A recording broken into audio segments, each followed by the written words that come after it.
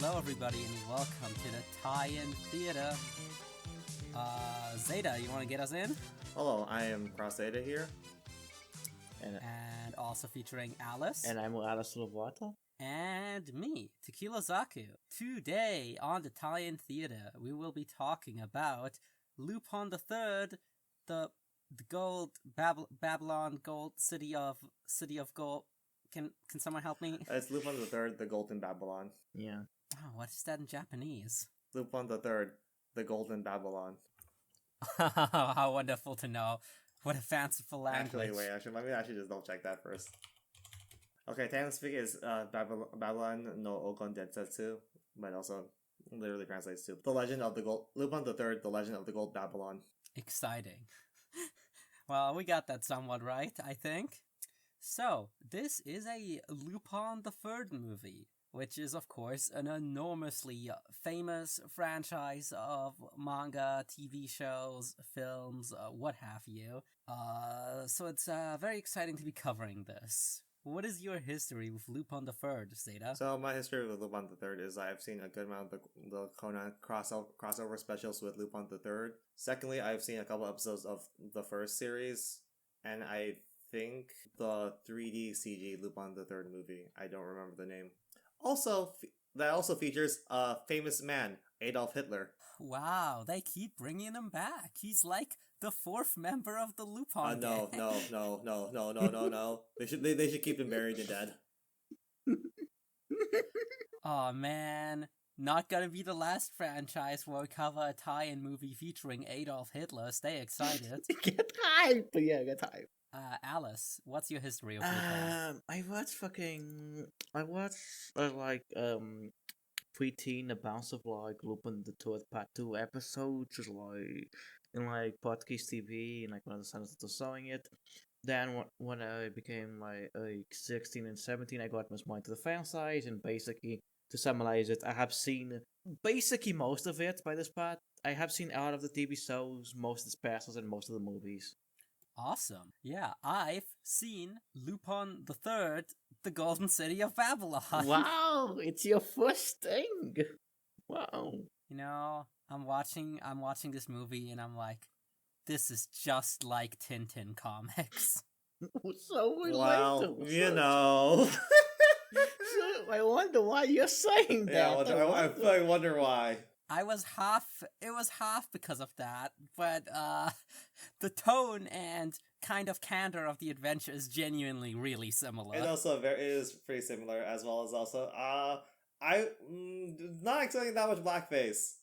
I was not expecting that much blackface in this, as there was in that movie. Ooh. Well, technically speaking, no character was in blackface. Yeah, technically no character was in blackface, but they were also just drawn in blackface. Yeah, extremely. If you want to watch this one, you know, fair warnings ahead. It gets real racist. But yeah, there's a bunch of racist stereotypes in this. It's all the time. Oh yeah, no, absolutely. It's also a bunch of very questionable things happening to women in this movie, but in a very well, it was the 80s kind of way, you know? Yeah, can you tell the people? I don't want to clutch my pearls too hard about this, because, you know, it was that kind of movie. Yeah. Just as a little heads up.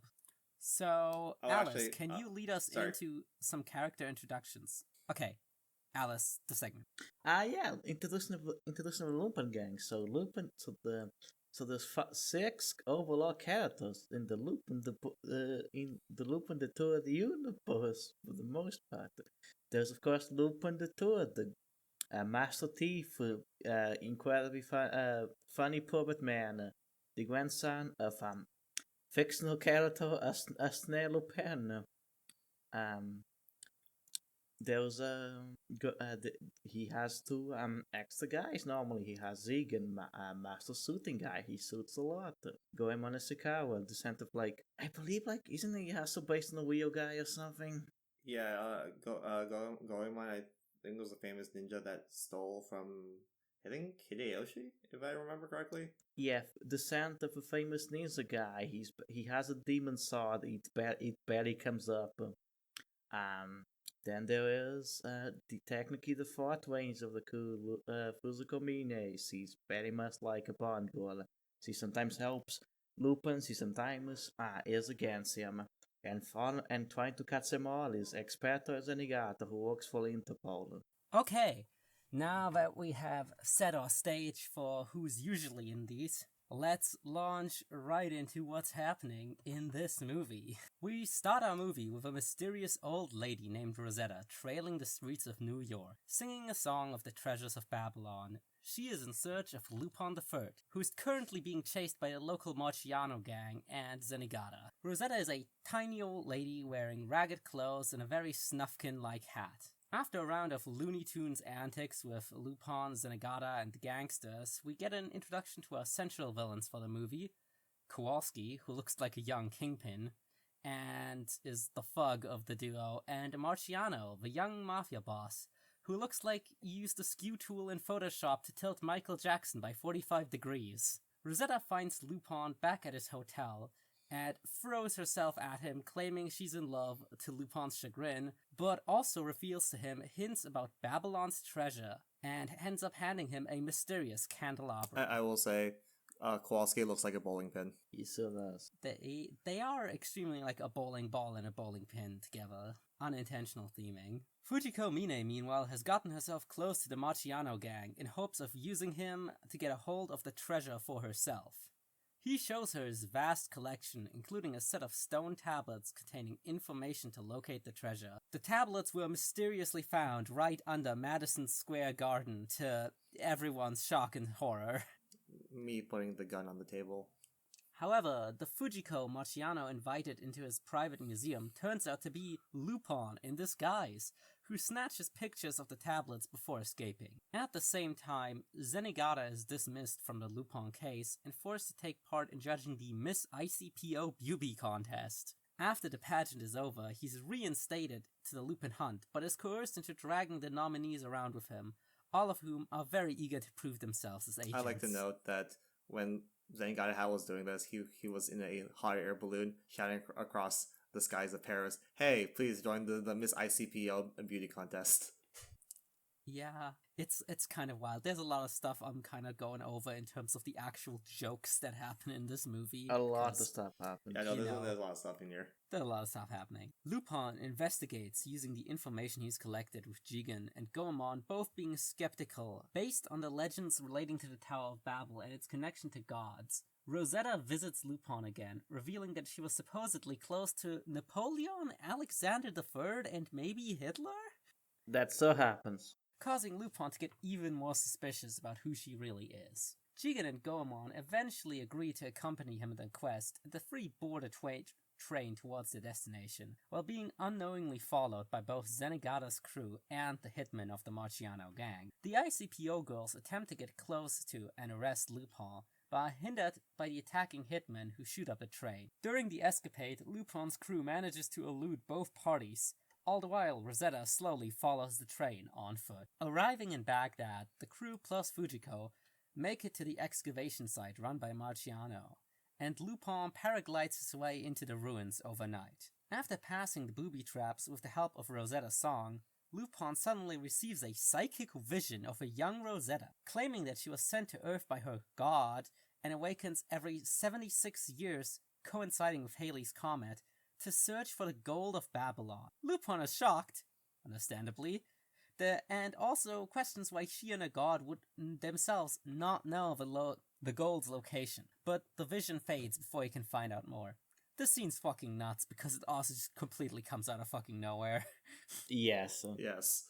There's production reasons why that we will get into. Yeah.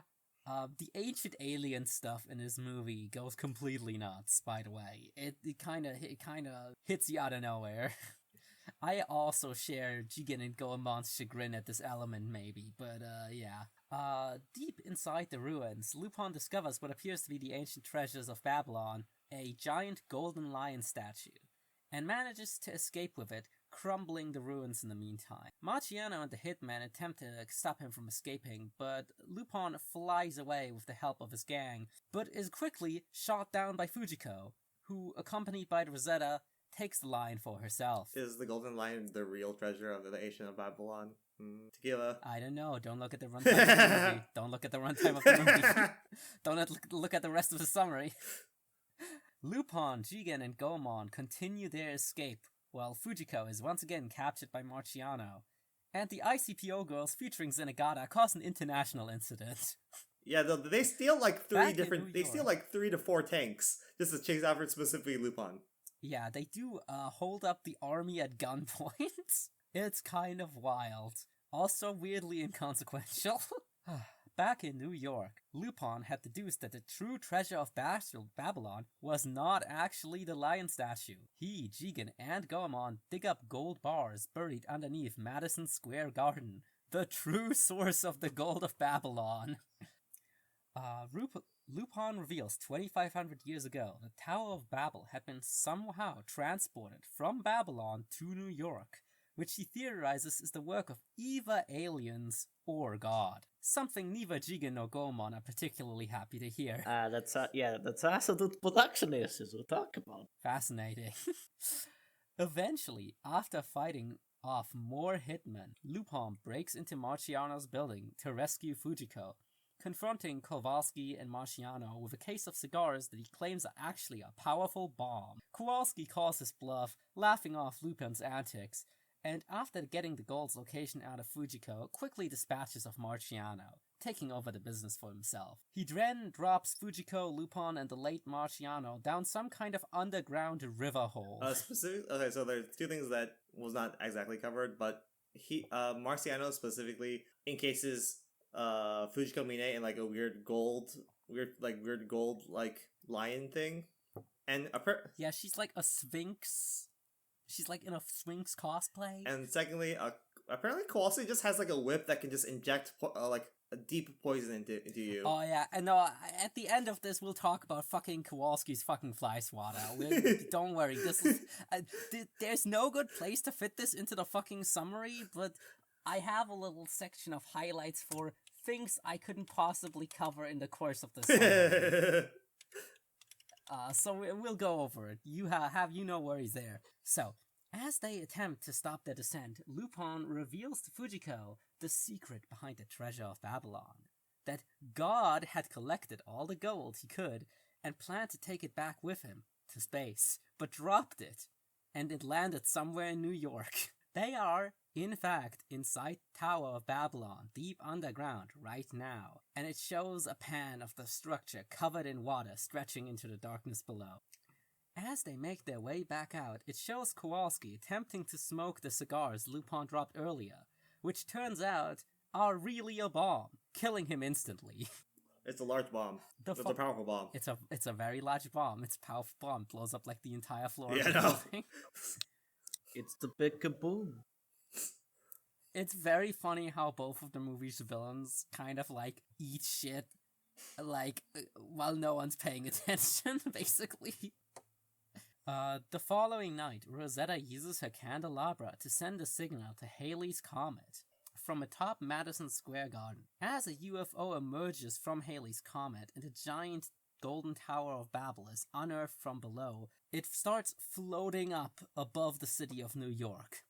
Fujiko laments on all the gold returning to the sky, claiming it belongs to the people of Earth. Lol. The gang launched themselves up and scaled the golden tower as it ascends further into the sky. At the top, Rosetta reverse animorphs into her younger self, just as Lupin arrives to confront her. She thanks Lupin for finally tracking down the tower, somebody nobody else has been able to do before, saying her goodbyes and once again proclaiming that she loves him, before leaving into the UFO. Lupin uses Goemon's sword to destroy the candelabra, breaking the connection between the UFO and the tower, resulting in the tower slowly crumbling as gold chunks rain down on the city and the UFO leaves the atmosphere. The gang parachute down, with Zenigata making one last failed attempt to lab Lupin as he and Fujiko share a kiss. The end. That is Lupin and Fujiko kissing, not Fujiko and Zenigata, just to be clear. Also, I will I'll add to that. I also just do not like that as a concept. I was kind of shocked by it. I was under the impression that they were not in a actually ever do anything on screen relationship. For the most part, that's true. There's like very few exceptions. This one being one of the very one. Okay, so now that I'm done with my general summary, here's some scenes that I didn't get to mention. That if anyone wants to say anything on these, feel free. So at the start of the movie, we have the amazing blackface chase with Zenigata and Lupin, which is like a 10-minute sequence of them driving bikes across a giant billboard sign that's like a horrible caricature of a black woman. Also, I would like to add Fujika Mine in the background, just like betting on Zenigata catching Lupin while like cheering Lupin on is very funny. Yeah. Yeah, that's pretty good. There's a whole fight sequence where they are fighting with tanks. Goemon cuts up some tanks. It's cool. Jigen has a shootout with Kowalski in the sewers. They each had an action scene in this movie. It just wasn't really relevant. Actually, I'd like to say on that.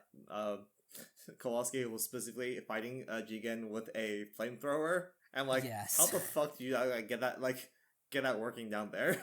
Yeah, also, portraying a flamethrower as a very effective weapon. It is important to say that this is a Looney Tunes movie, where Looney Tunes logic constantly applies. Like, this is a cutting a hole into a cliff and the entire cliff falls down kind of movie. So you have to imagine the action is along these lines. Doing the Birdly Deltarune face.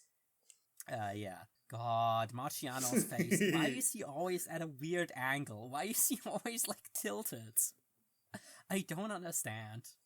Oh, Goemon has a romantic subplot with one of the ICPO girls in this movie. Again, nothing comes of this. Yeah, it's just there for some reason. It's just there. It's probably just to give Goemon more things to do. Yeah, that's fair. So, Kowalski, at the start of the movie, when his henchmen first fuck up capturing Lupin, introduces his fly swatter of death, and it goes like, the first time a gangster sees this, he turns red. The second time he sees this, he turns white. The third time, he turns purple and never speaks again. And it's like a full metal fly swatter that he uses to spank their ass when they fuck up. And at the end of the movie, it's revealed that you can also press a button on it, and it has spikes and poison in it, and that is what he uses to kill Marciano. Goofy as fuck. Yeah, it's incredible. Oh, and lastly, there's a scene where fucking Goemon's practicing, and he cuts a fucking lightning bolt in half. Yeah, no, ludicrous. Goemon sword can cut basically anything. It's literally has a demon there. Don't think about it. Basically never gets Melson.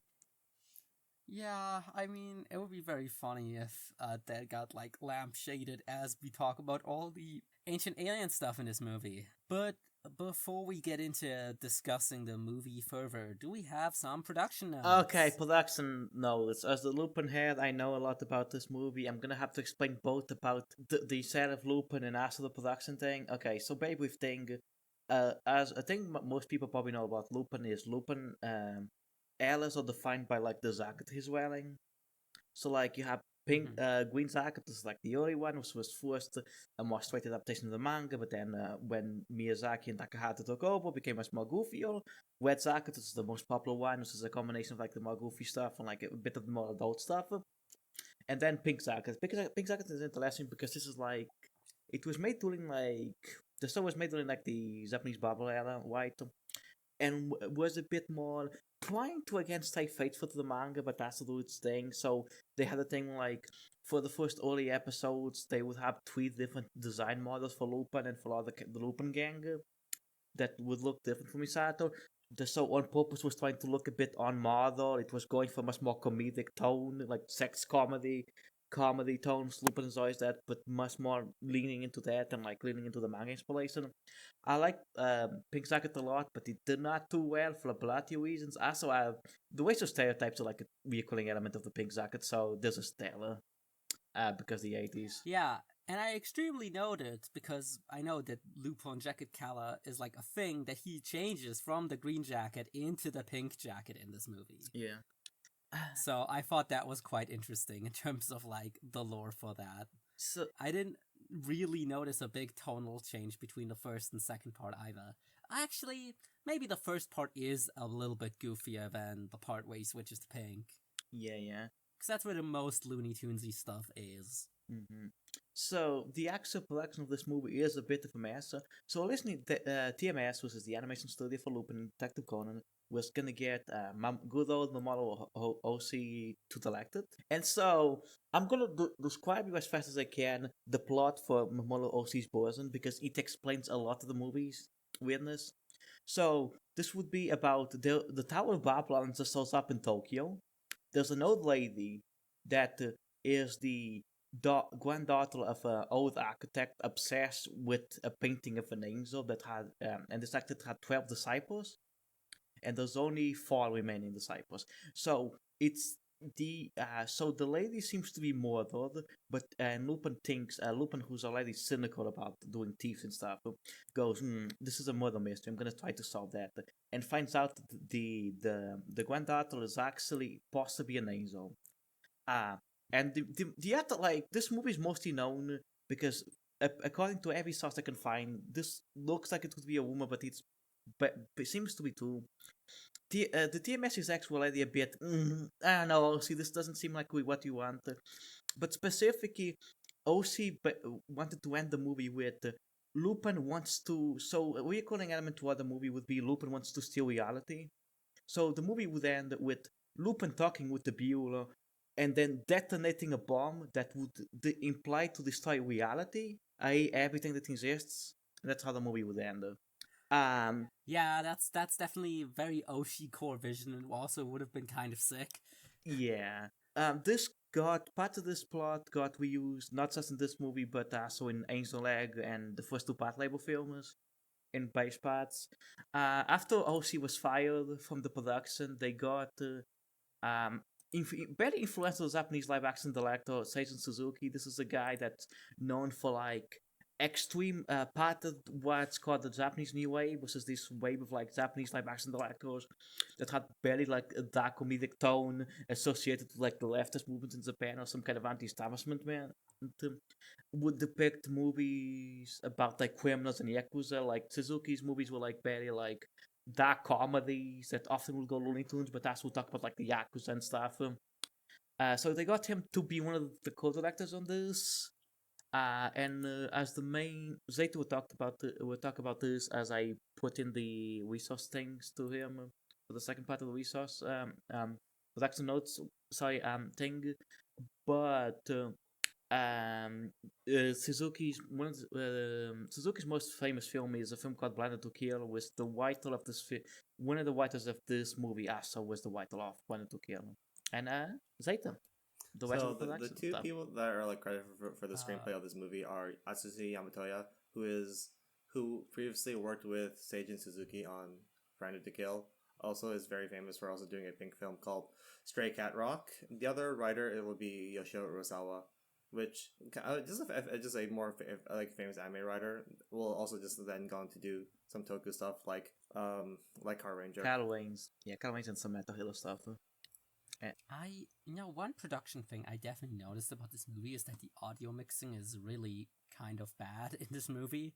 I don't know if you paid attention to it, but it's really odd about characters having like different volume when they are close or far to the screen, and there's a lot of places where the lip sync is kind of off, which stands in contrast to how nice this movie looks. So This movie looks amazing. For reference, this movie just looks fantastic for like a 1985 production. It's using a lot of animation techniques that really wouldn't find popular ground until the 90s. Although, funnily enough, still uses a lot of very 80s shots. You got the very direct side-on angle thing that you wouldn't really see in later eras, and the very unshaded character designs that would be emblematic of this kind of thing. But it's really interesting to see just such a high budget production for the time. Yeah, and it's very going on purpose by cartoony, like we talked. So it's going off model often. There's a lot of shots that are genuinely really wild, like the facial expressions and stuff like that. With just like kind of very elaborate animation for like the Oh yeah, absolutely. important to note, this was also like the last till recently. This was like the last like Lupin theatrical film because this thing and the Pink Jacket so like bombed. Oh, that's kind of sad, but I understand how that happens. Do we have anything more in production? Starting Well, Barbara? Satan? wait. Actually, I'll cut this out. Cut this out. I only got stuff for the screenplay. That's about it. There's like Okay, no issue. also okay. So the other production stuff I have is we have the Lupin VA segment. Oh yeah, Lupin. So Lupin III is played by Yasuo Yamada, mostly famously known for playing the original Lupin III voice actor before he passes away in 95, I think, right? Yeah. Secondly, Tequila, guess that voice actor. Who do you think he plays in Space Knight's Tekkaman? Who do I think he plays in Space Knight Tekkaman? Is it Andrea? Yes, it Umeda? is. It is Andrea Umeda. Yeah, I'd recognize my boy anywhere. So next one is Daisuke Jigen. He's voiced by Kiyoshi Kobayashi. He famously voices Aguile Delaz in WWE3 Stardust Memory. In Violence Jack Evil Town, he voices Violence Jack. And lastly, Yeah, that's the guy. for Alice specifically, in the dub of Totally Spies, he voices Jerry. Is Jerry the Zenigata of Totally Spies? Isn't he the fucking butler guy? He's the handler guy. Yeah, the handler, yeah. Yeah. Next I have Goemon Ishikawa. He is voiced by Makio Inoue. This person actually has a famous rap sheet to him. Most famously, I think, would be Captain Harlock in Space Captain Harlock. He is Mitsuru Hanagata in Star of Giants, the rival to the main character in the first arc of that manga and anime. And also he is also in the movie versions of Mobile Suit Gundam Slugger Law.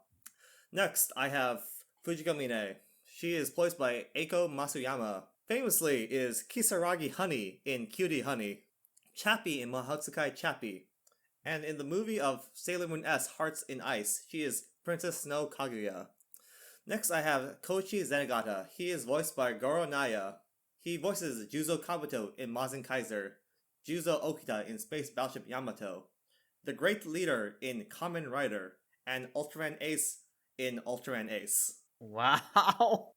Iconic one, Ultraman Ace. Classic. Quick thing, I forgot to mention this, but Zenigata's also like inspired by another guy. Zenigata's like, I believe, like a fictional detective guy that shows up in a lot of fictions and like there's a long running TV show based on him. Maisie Pellet guy, I believe. But you doing the rest? Yep, the rest. So next, for probably importance, I would say is Rosetta. She is played by Toki Shiozawa. She is actually mostly a live action actor, being featured in a lot of Toho movies.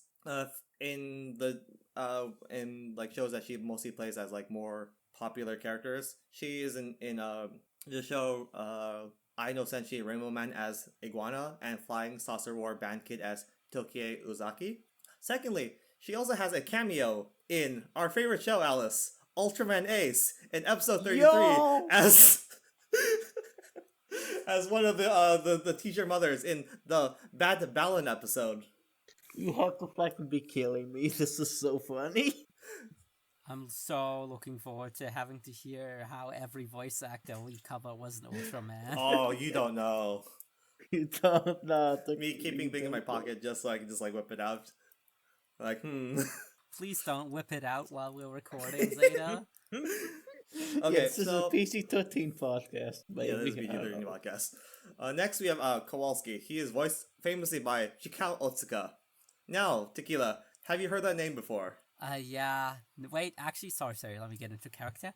Oh, gee whiz, Zeta! I've never heard of that guy before. Yeah, no, he is famously Nezumi Otoko in Gegen no Kitaro 6871 and Hakuba Kitaro. He is Aeolus Schamberg in Gundam 00. He is Dr. Eggman in Sonic X, and I think other Sonic-based media, as well as also Big Boss in Metal Gear Solid 4.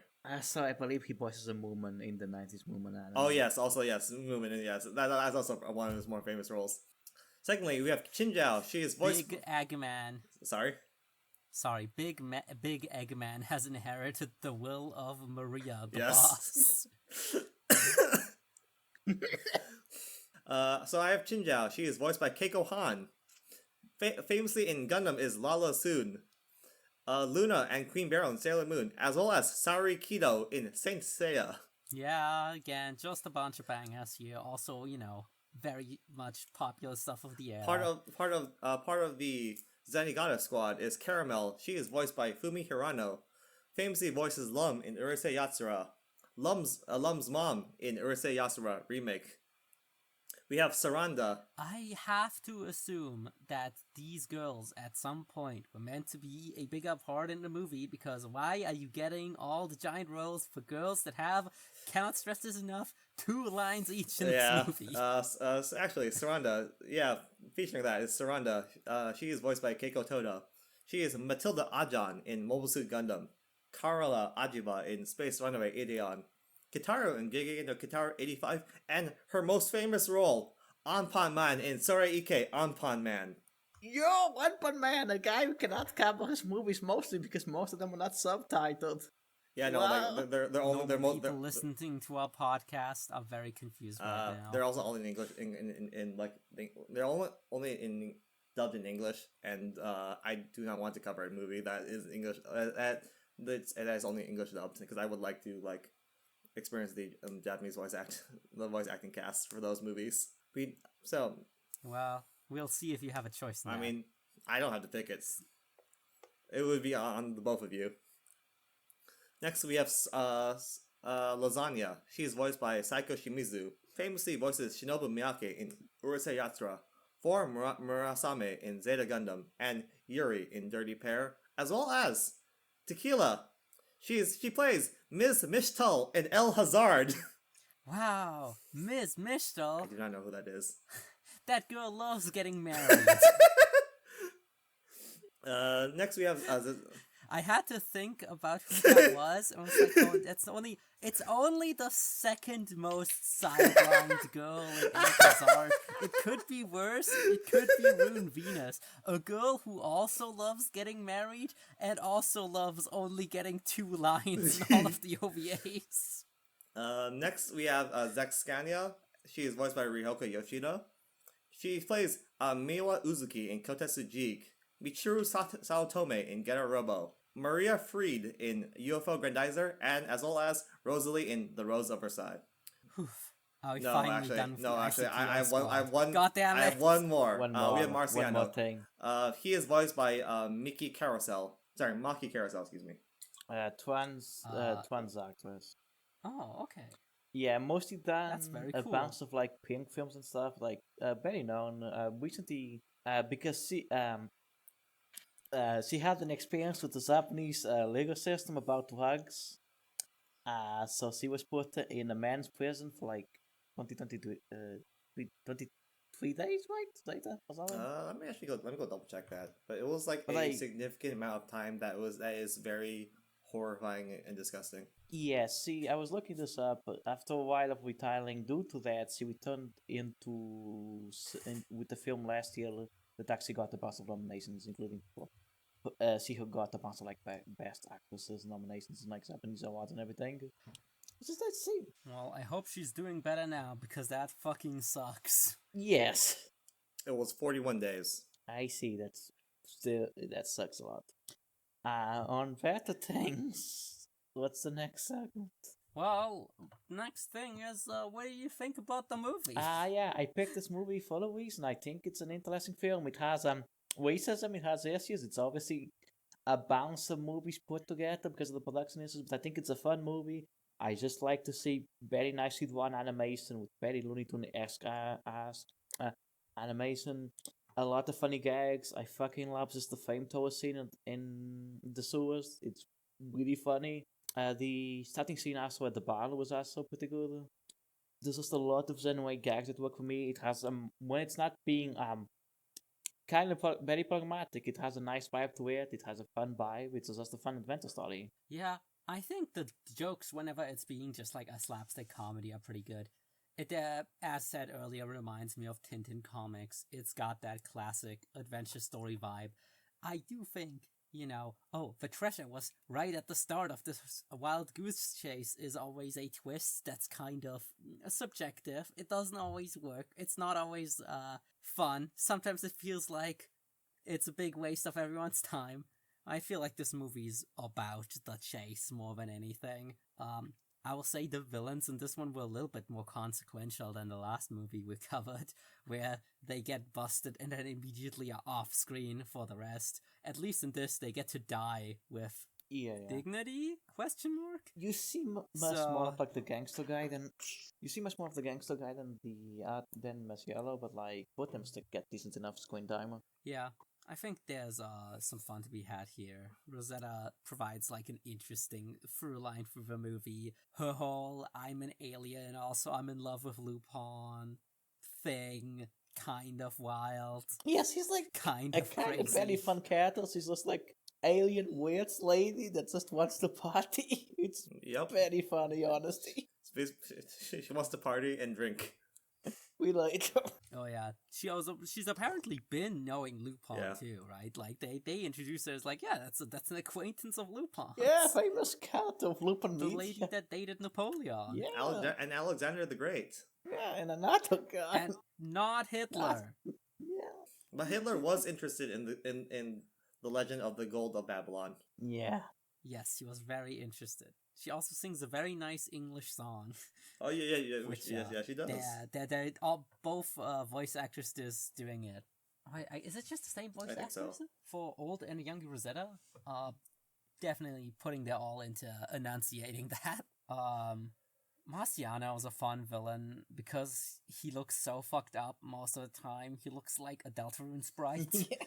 on that like mobster grind. He really is.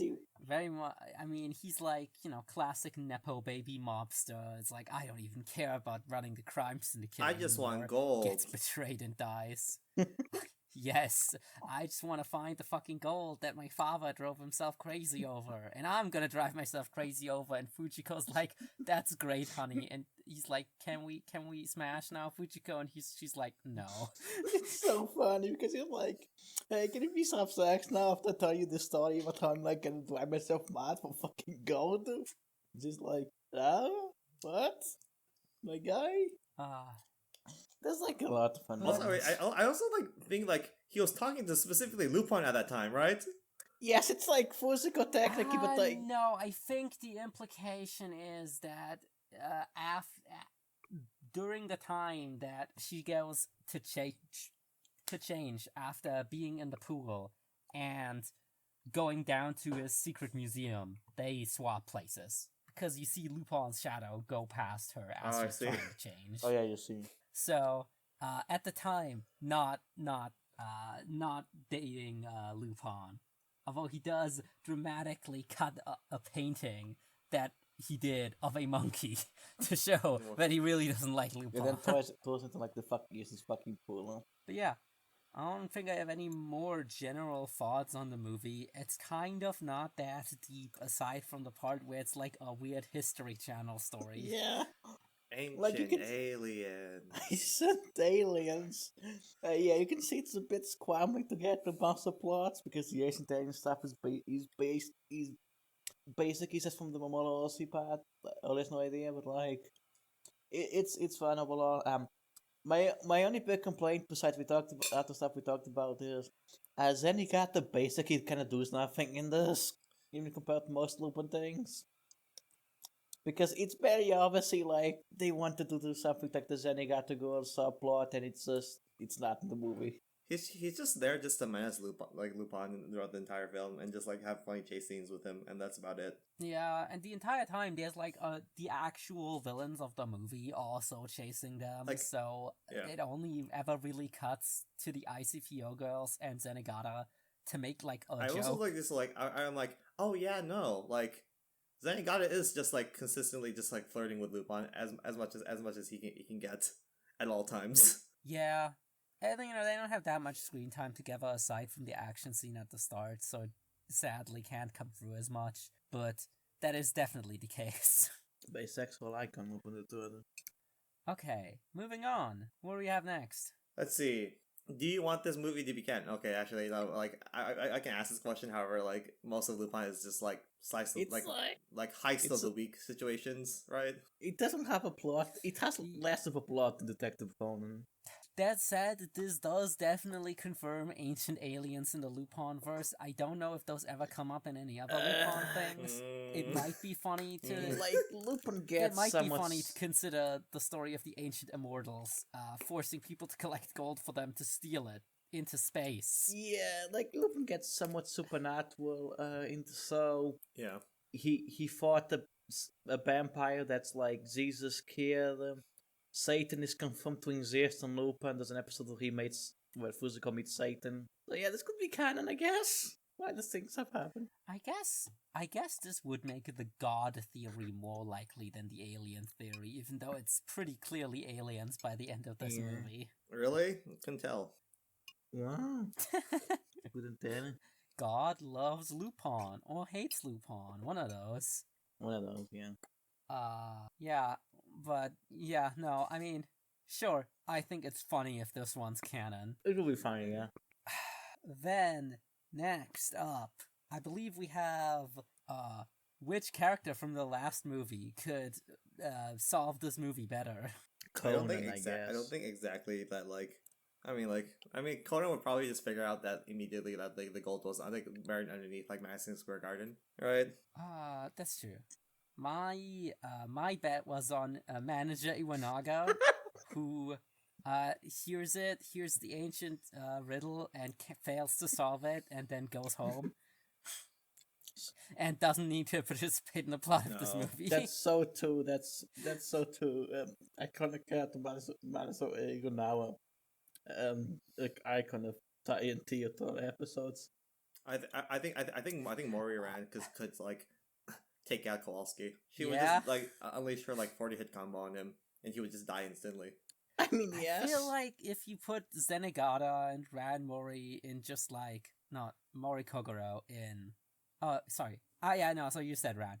I think if you put Zenigata and Kogoro Mori in like the same room, they'd be French kissing within No, minutes. unfortunately, I think like Zenigata is like mostly just reserved for Lupin specifically. I just feel like there would be a lot of chemistry between those two. No, unfortunately, like Kogoro is like extremely heterosexual, like extremely heterosexual. That is the sad part, isn't Yes. it? But he is divorced, which is pretty gay. If you're the boss, you're gay. Classic tie-in theater moments, tie-in theater pop movement, pop messes. And everyone on this podcast has to privately stand for everything I say on the No, podcast. I don't. Fuck it. No. If any of you get raided by the FBI, you don't see me. I'm in Bermuda. I'm in an island somewhere. But Alice, who do you think from the last movie could solve this one better? I guess I could like Manson Conan. If I had to do a character that's not Manson, like maybe Aibara. No. really I smart. Bar could also do it. Um, She could also just reverse engineer like a anti-poison drug for Kowalski's whip. Oh yeah, God, man, infiltrating the fucking organization again. So too. But if that's it, then I think we can start leading out after, of course, determining what movie we watch next. Weren't you gonna do the thing? Could you arrest Lupin or something? Could you arrest Lupin III? Oh yeah, yeah. I think I could do it. I feel like you gotta play by his logic, right? I would simply store a treasure in a jail cell, and once he comes to grab the treasure by infiltrating the jail, bam, you've caught Lupin. Just catch the first guy that walks into that Wow. cell. I think you specifically just have to pay like just bribe Fujikamiya with a bunch of like money and like and jewels and stuff just to have her stand in a jail cell and have Lupin just walk into it and then like get her out and then lock the door with Lupin inside to like arrest Lupin. Yeah, right. I mean, the question is, can we arrest Lupin? Not can we keep him in jail? That's that. Like, we can get him into a jail cell. However, we can get him in a cell. However, we can't actually like keep him there. That's a different situation. Yeah, Yeah, completely different question. Zenigata's just too dedicated to the case. I feel like if he was satisfied with a momentary victory and going into retirement, Oh he'd no, be set. But he actually, can't stop the funny thing chase. about that, there's actually just an episode of Lupin where like, because any guy just arrests Lupin, but gets like so bored because like there's nothing to do. While like Lupin just like it's just in Yeah, just in see, like exactly. in like the prison cell, just like not doing anything, and like any guy just gets super impatient. It's fantastic. It's really it's basically implied by a lot of Lupin that Zenigata on purpose loses because he doesn't because his job. It's another water cycle. You see, you cannot catch Lupin because that's like I mean, his only thing. Job security. Just it's very clear that this is a pretty lucrative position to be in, just forever chasing Lupin if they let you. Yeah. it's just infinite job security. Exactly. That guy's never getting caught. Yeah, just get lots of money. But yeah, let's do the new movie selection. Okay. Guess what? We're watching Pokemon: The Guardian of the City of Water, or alternatively called Pokemon Heroes. Now the question is, how much do you remember of this movie, Tequila, or have you seen it before? Pokemon Heroes. Yes. The one with the Latias. This is the one with Bardock, No. right? It's the one with Latios and Latias. Let me try again. Oh, fuck yeah, let's go!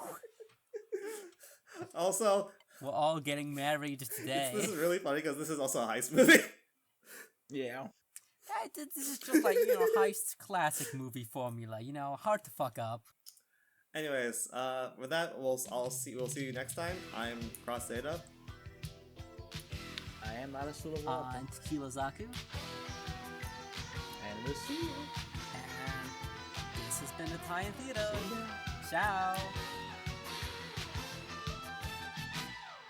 揺れる瞳神秘の海から胸の奥は焼けつく砂漠が欺く言葉に轟く銃声セクシーAdventure 危険な夢と言われてもスリルのために全てを俺はかけてもいい It's the time to play the game 熱いときめき甘い頃に火薬の匂い It's the time to take a chance 果てに決めるぜデリシャスな勝利が俺を待っている